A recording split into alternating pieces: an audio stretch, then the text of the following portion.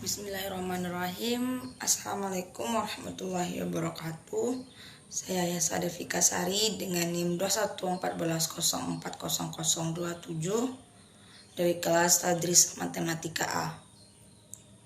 Pada video kali ini saya akan menjelaskan beberapa soal ujian tengah semester, yaitu mata kuliah evaluasi pembelajaran matematika dengan dosen pengampu yaitu Ibu Nita Putri Utami MPD.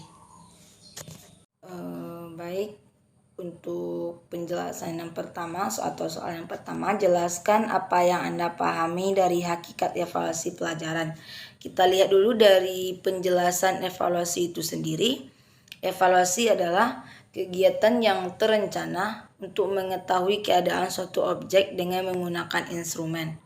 Evaluasi adalah proses sistematis bersifat komprehensif yang meliputi pengukuran, penilaian, dan analisis data.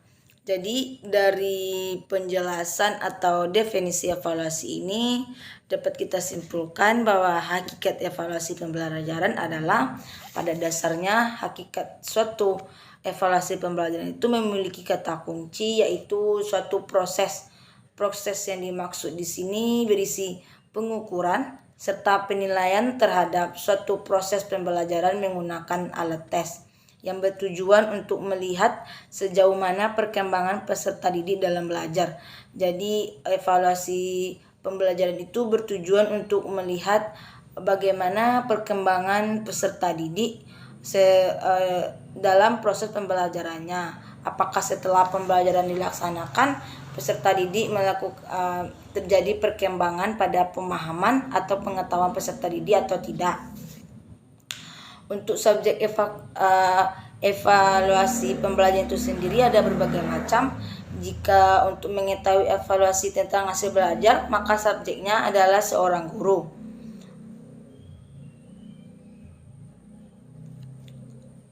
Baik, untuk penjelasan yang kedua yaitu jelaskan apa yang Anda pahami tentang taksonomi Bloom. Berikan contoh dalam soal matematika.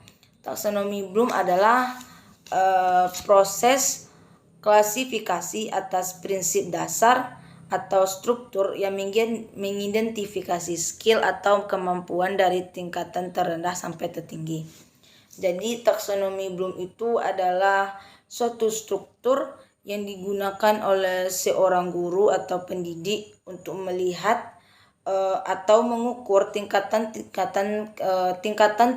kemampuan dari peserta didiknya, sehingga nanti pendidik bisa mengklasifikasikan atau mengelompokkan siswanya sesuai dengan tingkatan tersebut. Untuk contohnya yaitu untuk taksonomi Bloom itu terbagi dari C1 sampai C6. Jadi untuk contoh yang saya ambil yaitu ada C2, yaitu memahami. Di mana soal yang saya ambil yaitu memahami sifat-sifat operasi hitung bilangan dan penggunaannya dalam pemecahan masalah. Indikatornya yaitu melakukan operasi hitung bilangan bulat dan pecahan. Atau ada memahami konsep segi 4 dan segi 3 serta menentukan ukurannya, di mana indikatornya yaitu mengidentifikasikan sifat-sifat segitiga berdasarkan sisi dan sudutnya, mengidentifikasikan sifat-sifat persegi panjang, persegi trapesium, jajar genjang, belah ketupat, dan layang-layang, menghitung keliling luas bangun segitiga dan segi 4 serta menggunakan dalam pemecahan masalah. Untuk bagian soal C2 yang memahami konsep segi 4 dan segitiga serta menentukan ukurannya. Saya mengambil soal yaitu di mana soalnya untuk contoh soal yang saya ambil yaitu diketahui keliling persegi panjang 56 cm dengan panjang sama dengan 4 ditambah L. ditanya luas persegi panjang. Jadi langkah pertama yang harus kita buat adalah untuk mencari luas persegi di mana rumusnya adalah panjang ke lebar. Jadi kita harus mengetahui berapa lebarnya juga. Jadi itu untuk mengetahui lebarnya digunakan rumus K sama dengan 2 dalam kurung P ditambah L. 5K kita rubah menjadi 56, 2 P yaitu 4 ditambah 1 jadi 2 dalam kurung 4 tambah 1 ditambah L. Jadi 56 2 kali 4 8, 2 kali 4 8, 2 kali 1 2 ditambah 4L. Jadi 4L sama dengan 56 dikurang 8. 56 dikurang 8. 4L sama dengan 48. Jadi 56 kurang 8 yaitu 48. Jadi berarti 4L sama dengan 48. Untuk L sama dengan 48 per 4. Jadi L sama dengan 12 cm. Karena P sama dengan 4 ditambah L, maka P-nya sama dengan 4 ditambah 12 sama dengan 16. Jadi luas persegi panjang adalah P kali L sama dengan 16 kali 12 sama dengan 192 cm persegi. Selanjutnya yaitu soal yang ketiga, yaitu jelaskan apa yang Anda pahami dari rubrik penskoran. Rubrik penskoran adalah alat yang digunakan pendidik untuk menetapkan bagaimana kriteria penilaian yang akan dilakukan untuk penilaian tugas. Dari rubrik penskoran, pendidik dapat melihat gambaran kinerja peserta didiknya.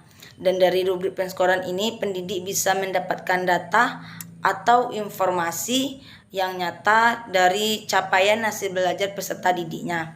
Dan rubrik ini memberikan penilaian akurat, adil, dan dapat dipercaya.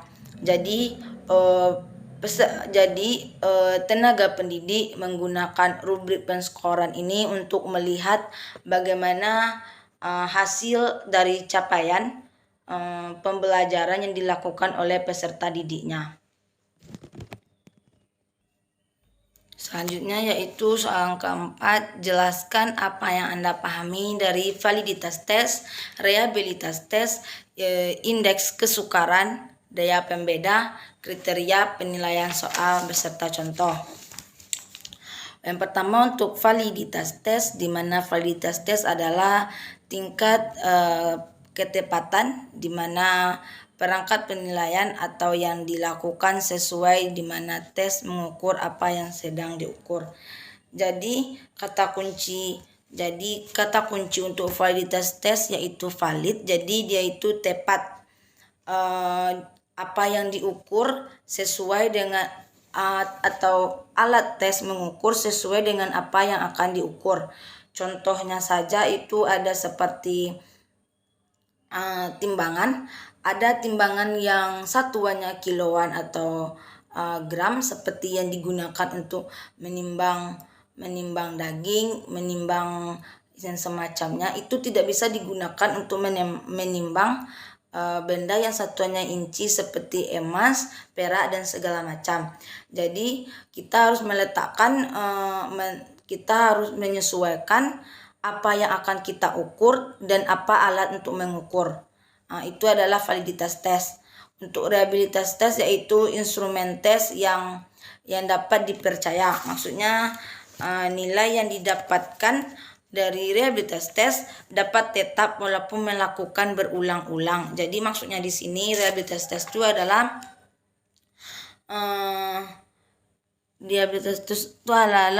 kata kuncinya itu tuh tetap. Jadi walaupun kita telah melakukan tes berulang-ulang, maka hasilnya akan tetap dan sangat dapat dipercaya atau hasilnya sangat akurat.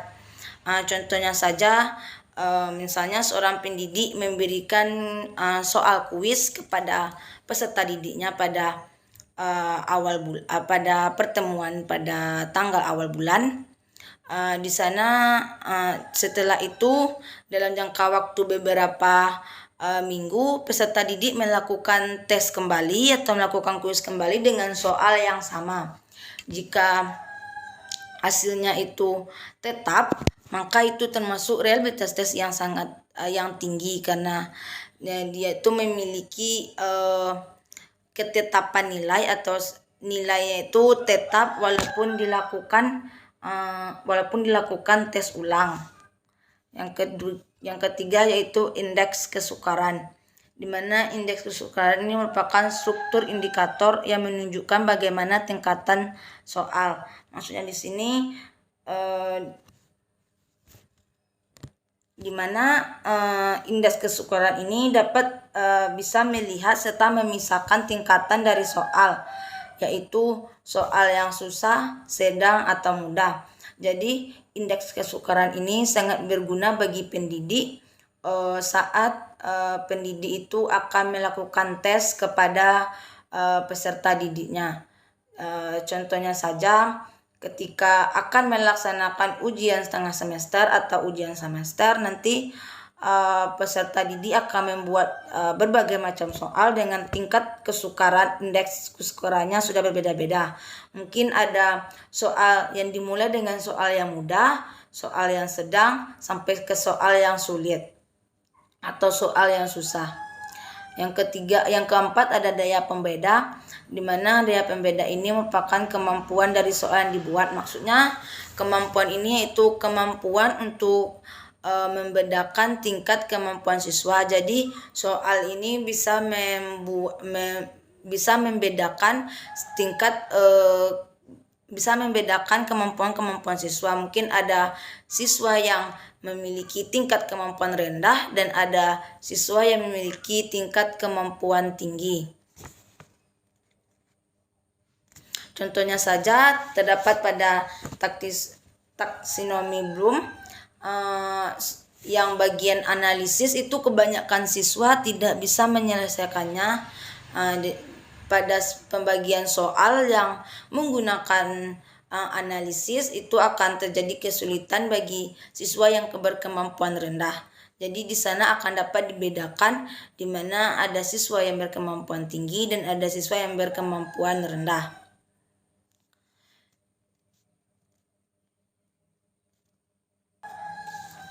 Untuk yang kelima yaitu kriteria penilaian soal, di mana di sini kriteria penilaian soal itu dapat melihat apakah soal layak digunakan. Jadi maksudnya di sini dalam kriteria penilaian soal itu sebelum soal itu diujikan kepada peserta didik, pendidik itu terlebih dahulu melihat kriteria bagaimana soal ini, apakah soal ini layak atau tidak layaknya diuji cobakan kepada peserta didiknya. Selanjutnya ada perbedaan PAP dan PAN, di mana terdapat beberapa perbedaan dari PAP dan PAN, yaitu yang pertama, PAP cenderung menekankan pada hal apa yang dapat dilakukan oleh peserta didik. Jadi PAP ini menekankan tentang peserta didik ini bisa melakukan ini dan tidak bisa melakukan hal yang lain. Sedangkan PAN lebih cenderung membandingkan hasil belajar peserta didik dengan teman-temannya yang lain. Jadi perbedaannya itu kalau PAP ini dia itu menekankan apa-apa saja hal-hal yang bisa dilakukan oleh peserta didik dan apa-apa saja yang tidak bisa dilakukan oleh peserta didik tersebut. Sedangkan PAN adalah membandingkan hasil belajar peserta didik yang satu dengan peserta didik yang lainnya. Yang kedua yaitu PAP dan PAN itu berbeda dari segi tujuannya, di mana PAP tujuannya untuk mengukur ketercapaian tujuan untuk kompetensi, yang dimana ketercapaian tujuan ini menjadi kriteria dalam keberhasilan suatu proses pembelajaran. Jadi PAP ini melihat bagaimana sih ketercapaian tujuan dalam kompetensi, yang biasanya tujuan dalam kompetensi ini merupakan suatu kriteria atau suatu suatu kriteria atau batasan yang menandai keberhasilan untuk proses pembelajaran. Yang kedua yaitu ada PAN, tujuan untuk mengklasifikasikan peserta didik. Jadi PAN ini mengelompokkan peserta didik berdasarkan kemampuan-kemampuan dimiliki oleh peserta didik tersebut. Untuk soal selanjutnya yaitu jelaskan dengan contoh merancang konsep pemahaman disertai semua komponen yang dirancang. Kita lihat dulu pengertian pemahaman konsep. Pemahaman konsep adalah kemampuan yang berupa dapat mengungkapkan sesuatu materi yang disajikan ke dalam bentuk yang lebih mudah dipahami dan dimengerti serta mampu mengaplikasikannya kembali. Untuk contohnya itu kita lihat ada beberapa kisi-kisi, itu indikator soalnya, membuat model matematika dari soal cerita yang berkaitan dengan SPLDV. Indikator kemampuan pemahaman konsep, menyajikan konsep dalam berbagai bentuk representasi matematis.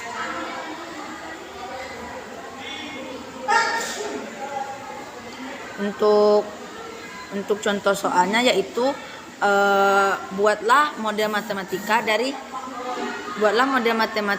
pernyataan berikut. Yang pertama, Rani membeli 2 buku dan 3 buah pensil di koperasi sekolah dengan harga 8.000. Di tempat yang sama, Dila membeli 4 buah buku dan 3 buah pensil dengan harga 13.000.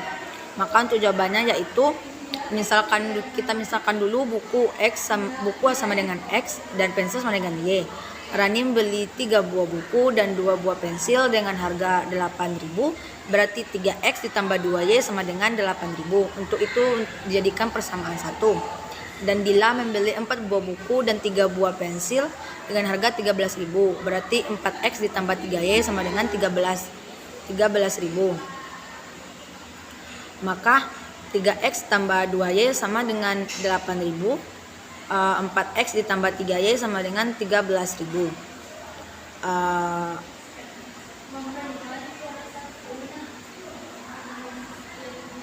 Karena di soal kita hanyalah membuat model matematikanya saja, berarti pekerjaan kita cukup sampai di 3X ditambah 2Y sama dengan 8.000, 4X ditambah 3Y sama dengan 13.000. Baik, selanjutnya yaitu untuk soal berikutnya, jelaskan dengan contoh kemampuan koneksi disertai semua komponen yang harus dirancang. Kita lihat dari pengertian kemampuan koneksi adalah kemampuan siswa untuk menyatakan peristiwa atau sesuatu kejadian dalam kehidupan sehari-hari dengan pelajaran lain atau menghasilkan antara konsep satu dengan konsep lainnya.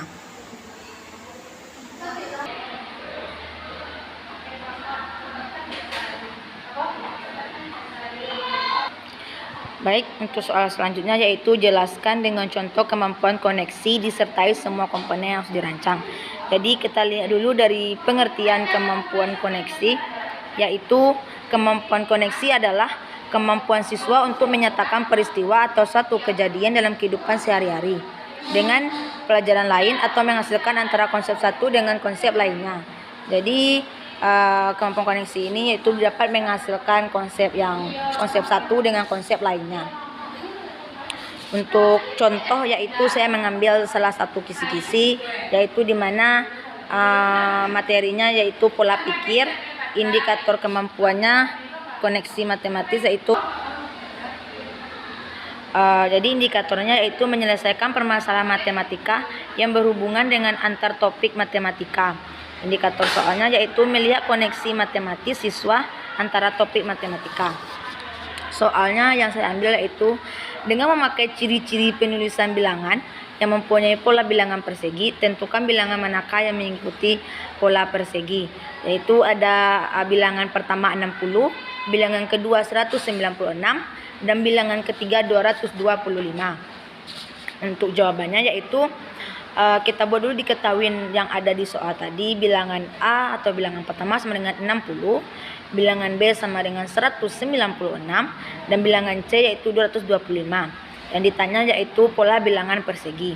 Jadi untuk penyelesaiannya, bilangan 60 bukan merupakan bilangan kodrat karena tidak ada hasil kodrat yang dapat menghasilkan 60, sehingga bilangan 60 tidak bisa digambarkan dengan mengikuti pola persegi. Mengapa demikian? Karena rumus persegi itu sendiri adalah S kuadrat. Karena 60 tidaklah angka bilangan kuadrat, maka 60 tidak bisa dikatakan bilangan yang mengikuti pola persegi. Untuk bilangan yang kedua yaitu 196. Yang kita tahu bilangan 196 adalah bilangan kuadrat, yaitu 14. Jadi 14 kuadrat atau 14 dikali 14 sama dengan 196.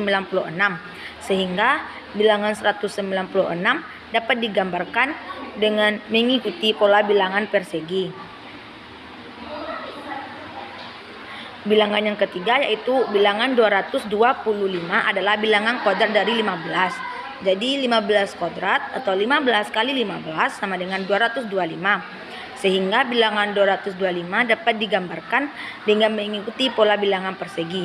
Jadi pola yang berbentuk yang termasuk bilangan berbentuk persegi yaitu bilangan B dan C, yaitu bilangan 196 dan bilangan 225. Untuk soal selanjutnya yaitu jelaskan dengan contoh pemecahan masalah disertai semua komponen yang harus dirancang. Kita lihat dulu pengertian dari kemampuan pemecah masalah itu. Kemampuan pemecah masalah adalah kemampuan siswa menggunakan proses berpikirnya dalam pemecah masalah yang lebih efektif. Jadi pemecah masalah itu adalah kemampuan seorang siswa dalam menyelesaikan atau dalam memecahkan suatu permasalahan yang lebih cepat, lebih efektif. Jadi siswa yang menggunakan kemampuan pemecahan masalah ini adalah siswa yang bisa menganalisis permasalahan dengan baik serta mencari jalan keluar dengan baik. Untuk contohnya yaitu ada standar kompetensi menyelesaikan masalah yang berkaitan dengan perbandingan nilai dan berbalik nilai. Untuk kompetensi dasar yang saya ambil yaitu peserta didik dapat menyelesaikan masalah yang berkaitan dengan rasio 2 besaran. Untuk materi yang saya ambil dalam contoh ini yaitu ada perbandingan. Untuk soalnya yaitu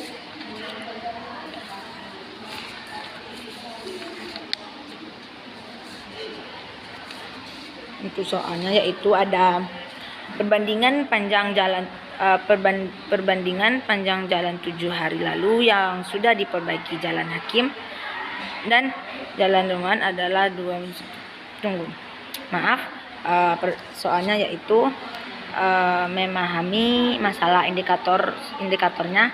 Peserta didik dapat menentukan syarat cukup, hal-hal yang diketahui dan syarat perlu, hal-hal yang ditanya, serta dapat menceritakan kembali masalah soal dengan bahasa sendiri. Jadi yang diketahui dari soal yaitu perbandingan umur Nanda dan Helmi 7 tahun lalu sama dengan 2:1. Dan perbandingan umur Nanda dan Helmi tahun ini adalah 5:3. Yang ditanyakan berapa umur mereka 7 tahun yang akan datang. Jadi kita akan merancang rencana penyelesaian, yaitu indikatornya peserta didik dapat merencanakan pemecah masalah dengan merumuskan masalah matematika atau menyesuaikan model matematika dapat digunakan sebagai pedoman dalam menyelesaikan masalah. Jadi kita misalkan A adalah umur Nanda dan B adalah umur Helmi. Jika A untuk Nanda dan B untuk Helmi, maka A kurang 7 berbanding dengan B kurang 7 sama dengan 2:1. A kurang 7 per B kurang 7 sama dengan 2/1. Jadi 1 dalam kurung A kurang 7 sama dengan 2 dalam kurung B kurang 7. A kurang 7 sama dengan 2B dikurang 14. A kurang 2B sama dengan negatif 14 ditambah 7. A kurang 2B sama dengan negatif 7. Itu kita dapatkan persamaan 1. Jadi persamaan satunya yaitu A dikurang 2B sama dengan negatif 7. A berbanding B sama dengan 5/3. 3A sama dengan 5B. Berarti A sama dengan 5/3B. Itu untuk persamaan 2. pada langkah kedua tadi kita sudah merancang rencana penyelesaian.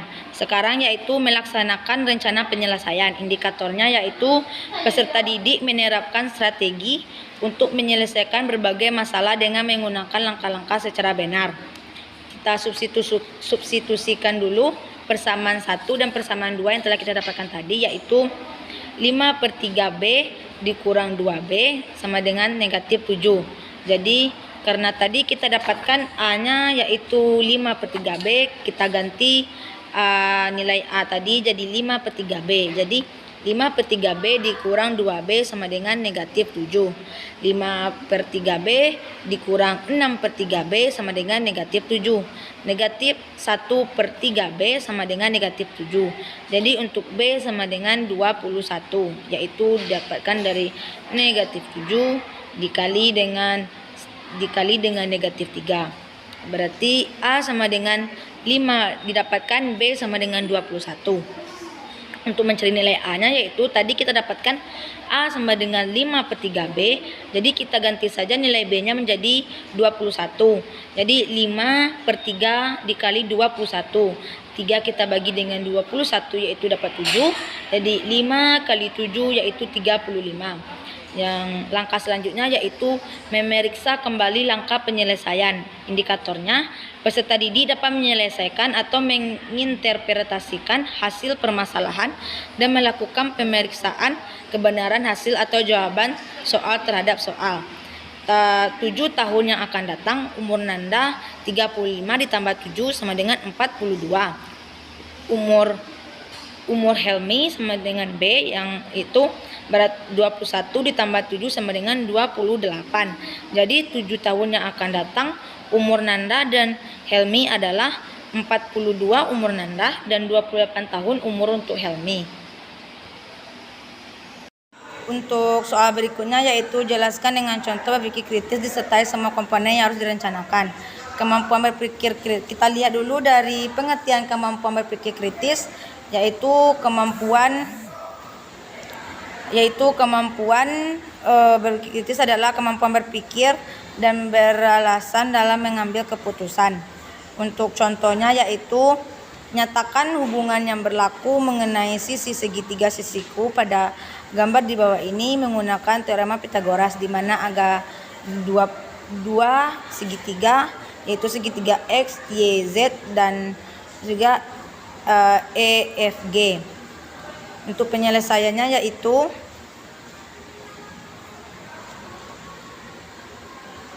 dimana di sini indikator berpikir kritis yaitu menganalisis pertanyaan, menentukan solusi dan permasalahan dalam soal, menuliskan jawaban dari solusi permasalahan dalam soal. Jadi untuk segitiga yang pertama, rumus Pythagoras yang tepat adalah Z kuadrat sama dengan X kuadrat ditambah Y kuadrat.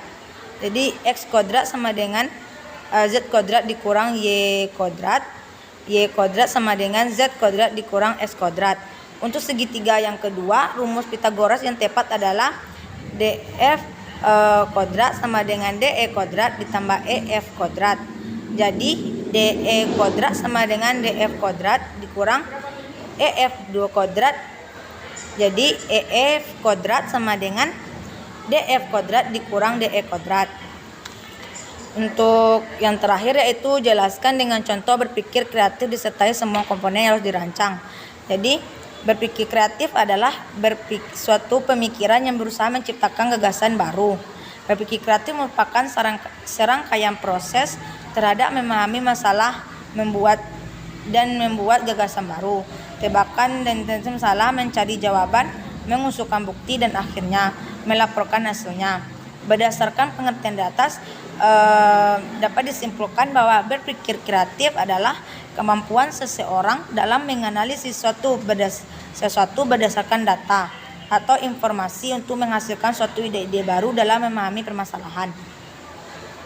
Untuk contohnya yaitu ada kompetensi dasar, di mana indikator kompetensinya itu menyelesaikan sistem persamaan linear, 2 variabel dan menyelesaikan yang dihubungkan dengan masalah kontekstual. Indikator materinya disajikan soal cerita tentang tabung berisi alkohol, diharapkan peserta didik dapat memahami dan menentukan banyaknya larutan yang harus diambil di tabung tersebut. Soalnya yaitu pada sebuah labor kimia terdapat 2 buah tabung, yaitu tabung A dan tabung B. Tabung A berisi 8 liter alkohol dan 4 liter air, sedangkan tabung B berisi 4 liter alkohol dan 12 liter air. Dari tiap tabung diambil larutan. Untuk membuat 4 liter larutan mengandung 50% alkohol, banyaknya larutan harus diambil dari dalam tabung A adalah, tentukan cara yang berbeda untuk mendapatkan jawaban minimal, yaitu diketahui X kita buat misalkan dulu X sama dengan volume larutan yang diambil di tabung B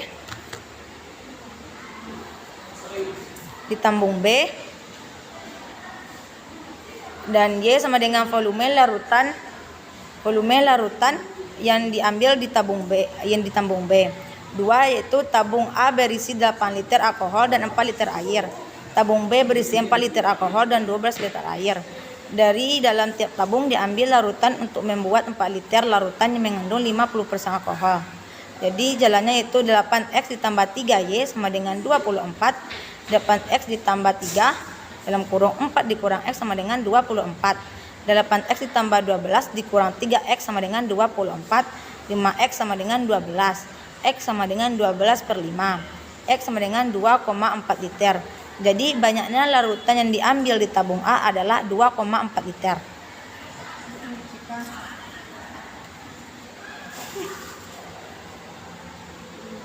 Baik, mungkin sekian penjelasan dari soal UTS dari saya. Terima kasih. Assalamualaikum warahmatullahi wabarakatuh.